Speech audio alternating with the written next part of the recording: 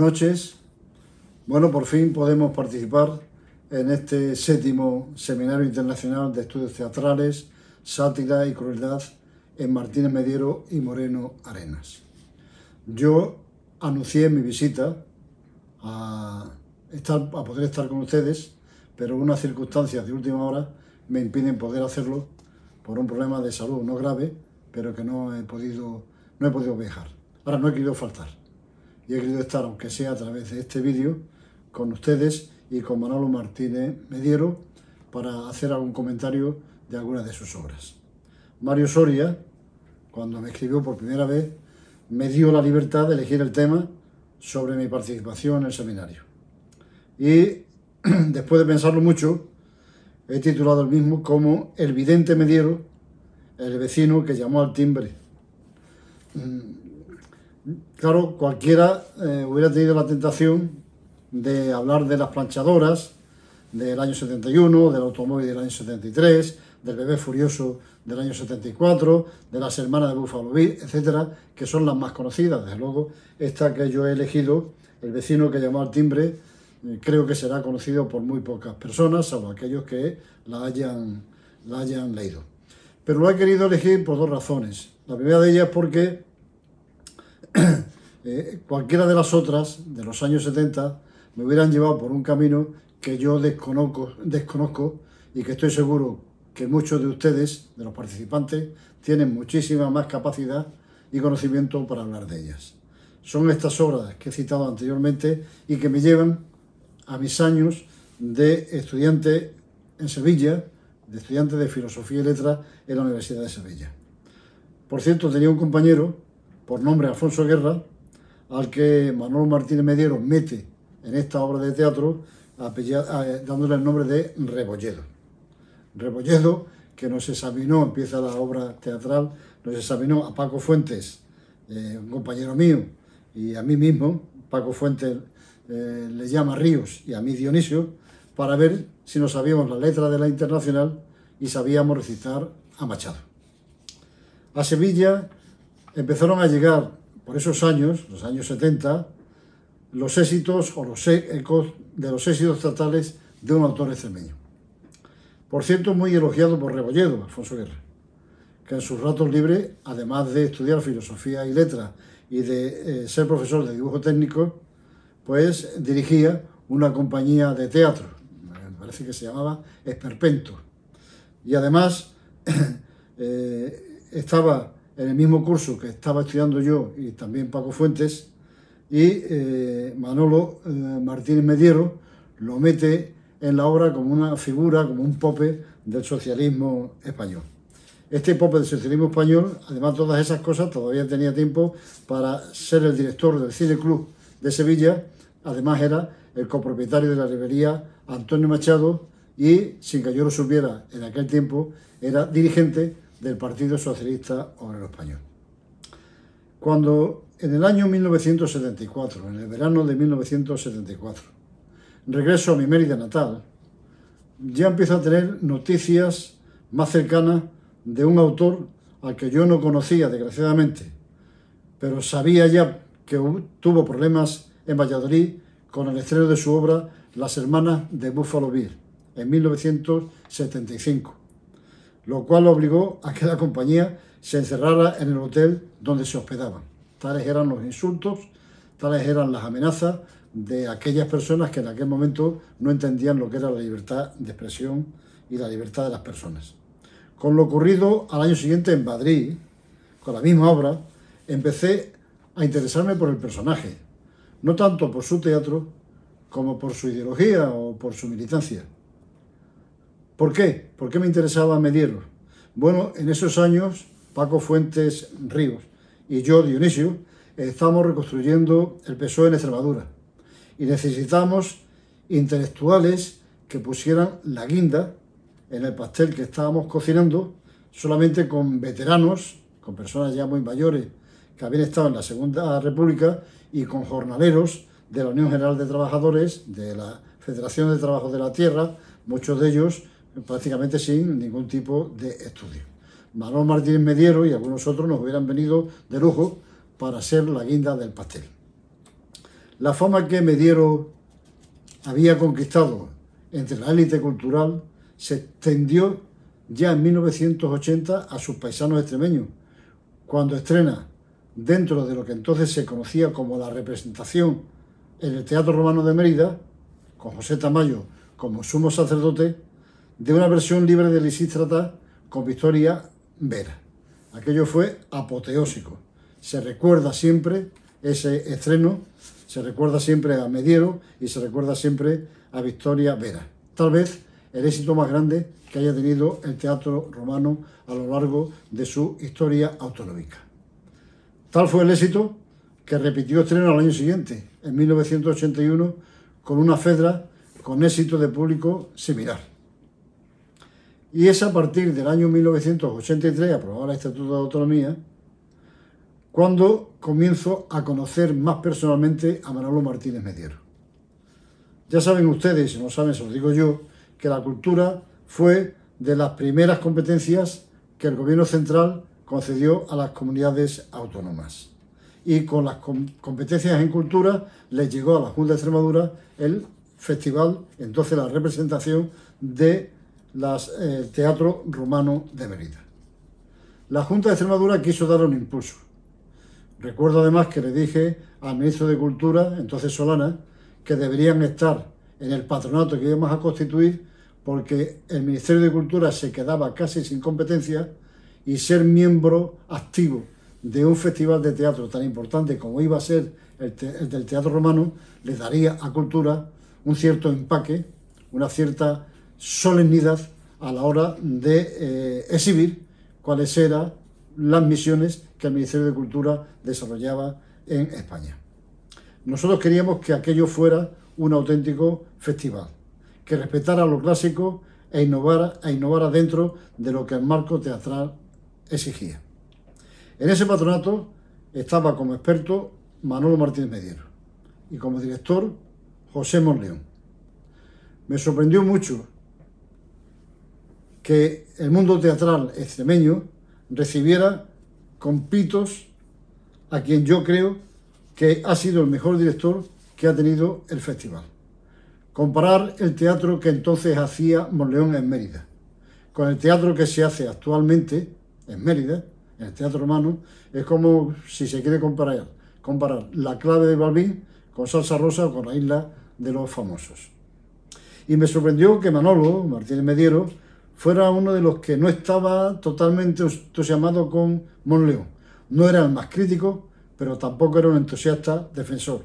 Y me extrañó además porque el Monleón escribió en el prólogo de sus obras completas que Mediero expresa con la libertad de un imaginario exasperado los conflictos propios de la acción teatral y a la vez muy abierto a la realidad social y política de su país. Bueno, era tal la animaversión hacia Monleón que no tuvo más remedio que reunir una noche a la flor y nata del teatro de Extremadura en una finca, La Orden, propiedad de la Junta de Extremadura, para oír las críticas, para oír los comentarios y para saber por qué esa animadversión hacia una persona tan importante en el mundo del teatro como era Pepe Monleón. Tras las críticas que se hicieron, tras los comentarios que se hicieron, después de 2 o 3 horas, sobre las 2 de la mañana, reté a que alguno de los que allí estaba, que tanto había criticado a Monleón, se ofreciera para dirigir el festival. Nadie levantó la mano. Dije, bueno, si uno solo no se atreve, que sean 2. Nadie levantó la mano. Consecuencia, siguió Monleón hasta que decidimos un cambio cuando Monleón se agotó o se desanimó. Pienso yo más bien lo segundo. De esas reuniones fue surgiendo una cierta amistad, favorecida desde luego más por su querida y añorada Paquita que por él mismo, y un respeto mutuo que se mantiene hasta el día de hoy. En el volumen 14 de las obras completas de Mediero se incluyen 6 textos, 2 de ellos en idioma portugués. Y una de las 6 me llamó mucho la atención y por eso me decidí a comentar. El vecino que llamó al timbre. Tal vez sea la primera, y no sé si la única obra teatral, en la que se satiriza con ironía al Estado de las Autonomías. En esta obra, Manolo se sirve de la técnica satírica, caricaturesca, para resaltar las falsas e hipócritas ambiciones políticas en un ambiente que antes yo creo que no se había tocado, el ambiente autonómico. La obra, como he dicho anteriormente, se sitúa inicialmente en Sevilla en 1974, con los dos jóvenes estudiantes, Ríos y yo mismo, que se citan con uno de los popes del socialismo, Rebolledo, Alfonso Guerra. De ese encuentro surge una profecía del pope, de Rebolledo, que acabó cumpliéndose. Tú tienes una brillante carrera, le dice el pope a uno de los dos estudiantes que acabó convirtiéndose en presidente de la Comunidad Autónoma de Extremadura. El tono caricaturesco y burlesco, pero lleno también de un tono grotesco festivo que le da y le confiere un toque optimista, va acentuándose hasta que el de la brillante carrera sufre un infarto que le aleja de la competición política. El núcleo de la obra, por lo tanto, es una batalla soterrada unas veces, desnuda otras, que mantienen dos de los que aspiran a ocupar el trono del infartado. Ambos tratan de hacer méritos para quedarse con la nominación. Es gracioso ir viendo las cosas que va proponiendo cada uno de los candidatos. Pero uno de ellos hace gala de que tiene un contacto con un empresario chino que está dispuesto a montar una fábrica de coches en Extremadura para venderlos a 1.000 euros la unidad. Vaya chollo. Creen los adláteres, los dos candidatos más el secretario del presidente, que el infarto que sufrí yo fue la consecuencia de la discusión que mantuvo con el entonces presidente de la Generalitat, Pascual Maragall. Después diré por qué le cito aquí. Porque una de las condiciones que puso el chino, que ponía el chino para montar la fábrica de coches a 1.000 euros en Extremadura y que llevaran bafles incorporados para el botellón, es que se le construyera un templo a Buda en la ribera extremeña.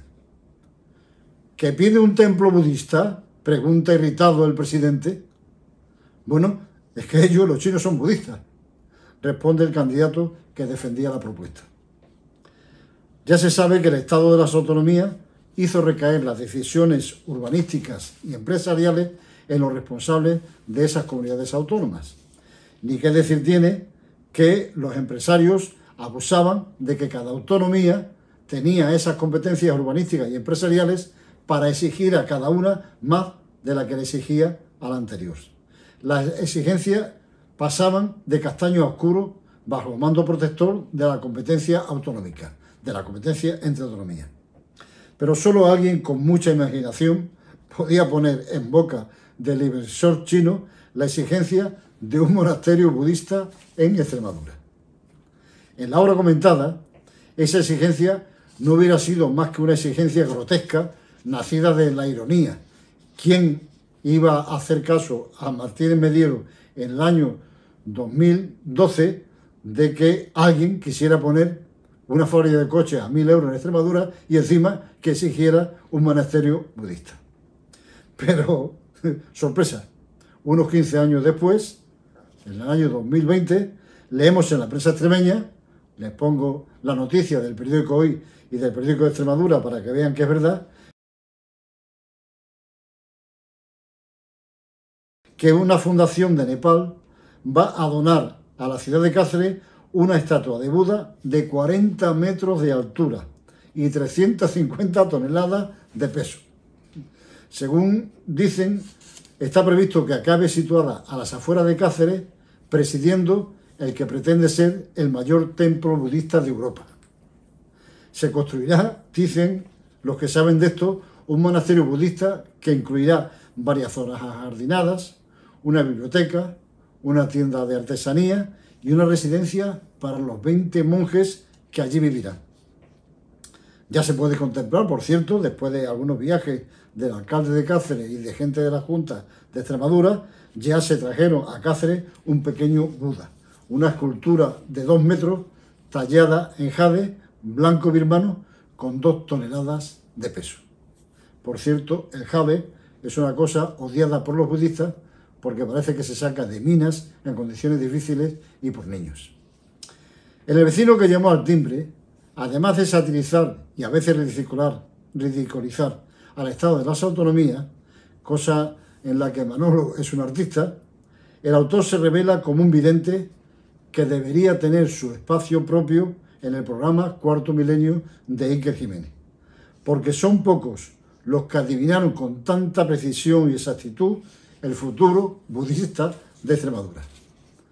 Y mientras tanto, y con la desconfianza con la que siempre acogen los extremeños cualquier proyecto industrial que ponga en peligro el aire limpio, las aguas puras y la religión católica, el chino parece que, cansado de esperar una respuesta, instala su fábrica de coches de 1.000 euros en Cataluña, cuyo presidente, Maragall, había sido el responsable del infarto del presidente extremeño. Se dice, y no falta razón a ese dicho, que nadie es profeta en su tierra. Pero en el caso de Manolo Martínez Mediero, ese dicho no es cierto, es mentira. Manolo Martínez Mediero en 1980 estrena Lisístrata de Aristófanes en versión propia. La primera vez que la obra de un extremeño se estrena en el Teatro Romano de Mérida. Victoria Vera, Manuel de Blas, Loreta Tobar y Andrés Mejuto eran los protagonistas principales. 27 años después volvió esa Lisístrata ya no con Vera, sino con Miriam Díaz Aroca. Un año después, en el 81, estrena su versión de Fedra de Séneca, Victoria Vera, Manuel de Blas. En el 83 sitúa en escena Tito Andrónico de Shakespeare, Alberto San Juan y Natalia Poza los protagonistas principales. Y en el 2001, la versión de César y Cleopatra de Bernard Shaw. José Luis López Vázquez era el actor principal junto con Marucci León. Y en 1999 se le concedió la Medalla de Extremadura, el máximo galardón que concede la comunidad autónoma para un autor siempre con un multitudinario éxito de público. Nadie ha conseguido igualar el récord de Mediero. Tanto en Lisístrata como en Fedra llegaron a juntarse en las dos representaciones 25.000 espectadores. Nadie nunca lo consiguió un autor de la categoría de Manolo Martínez Mediero, al que desde aquí le felicito, le manifiesto mi amistad, mi afecto y mi admiración. Y a todos ustedes les doy las gracias por su atención. Buenas noches.